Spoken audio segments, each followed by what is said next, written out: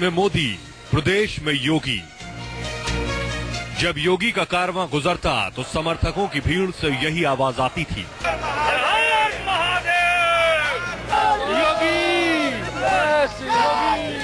Yogi Adityanath BJP के कद्दावर नेता, कट्टर हिंदुत्व वाली शख्सियत और जुबान के जरा तीखे। ये नाम, ये पहचान न सिर्फ गोरखपुर की गली गली में आम है, बल्कि यूपी की सियासत में भी योगी आदित्यनाथ एक फायर ब्रांड नेता हैं।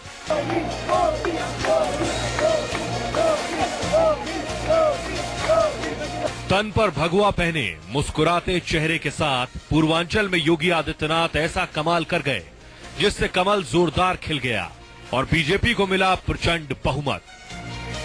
योगी खुद सांसद हैं, लेकिन विधानसभा चुनाव के लिए बीजेपी को जिताने में कोई कोर कसर नहीं छोड़ी। योगी जी, एक आवाज सबसे ज्यादा सुनाई दे रही है कि इस अब की बार योगी सरकार, यूपी में रहना है तो योगी योगी कहना है। आपका जो कहना है बिल्कुल सच है। इस बार भारतीय जनता पार्टी नेतृत्व की सरकार उत्तर प्रदेश में बनेगी। उत्तर प्रदेश 14 वर्षों के बाद कुशासन से मुक्त होगा और उत्तर प्रदेश में सुशासन की स्थापना के साथ साथ विकास और सुरक्षा की सोच की एक सरकार आएगी। योगी, अब की बार योगी सरकार। हाँ, तो योगी सरकार, हर कार्यकर्ता अपने आप में योगी है। विवादित बयानों के बावजूद भी योगी लोगों के दिलों में जगह बनाने में कामयाब रहे। यही वजह है योगी आदित्यनाथ लगातार 5 बार गोरखपुर से सांसद बन चुके हैं। योगी आदित्यनाथ 1998 में पहली बार सांसद बने। महज 26 साल की उम्र में योगी संसद पहुंचे। 12वीं लोकसभा में सबसे कम उम्र के सांसद थे योगी। 1998 के बाद से लगातार योगी गोरखपुर से जीतते रहे। योगी 1999, 2004, 2009 और 2014 में सांसद बने।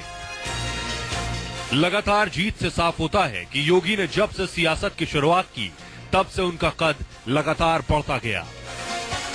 न सिर्फ गोरखपुर पर उनका कब्जा रहा, बल्कि कट्टर हिंदुत्ववादी छवि के सहारे वो बीजेपी के लोकप्रिय नेताओं की जमात में शुमार हो गए। आपकी कट्टर छवि आपके लिए सीएम की कुर्सी के दरमियान आएगी? मेरी कोई कट्टर छवि नहीं है। मैं एक सामान्य इंसान हूं, एक सामान्य योगी हूं, सेवा भाव से सार्वजनिक जीवन में भी हूं।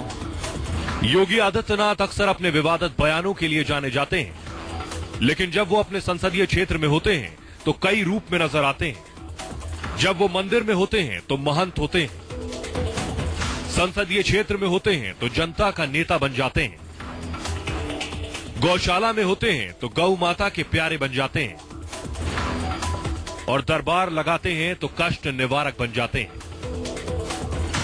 योगी गोरखनाथ मंदिर में ही रहते हैं। सुबह सवेरे वो मंदिर दर्शन के बाद जनता दरबार लगाते हैं।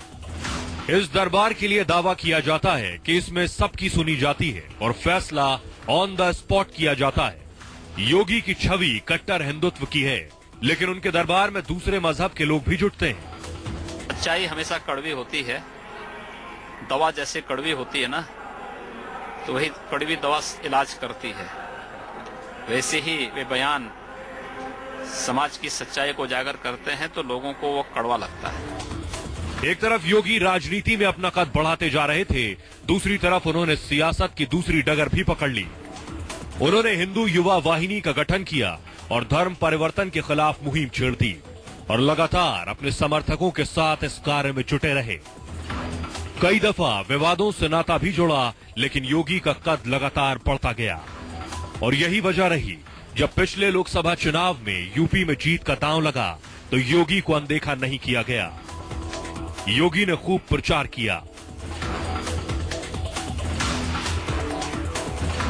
योगी की भाषण शैली का ही कमाल था। न सिर्फ लोकसभा चुनाव बल्कि विधानसभा चुनाव में भी योगी को सुनने भारी भीड़ पहुंचती थी। बीजेपी के दूसरे नेताओं के साथ यूपी में योगी का जादू भी खूब चला और ये उसी जादू का असर है।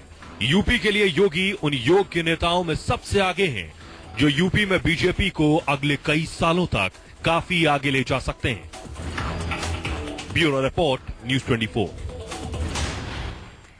तो इसी के साथ यहाँ रुकते हैं छोटे से ब्रेक के लिए।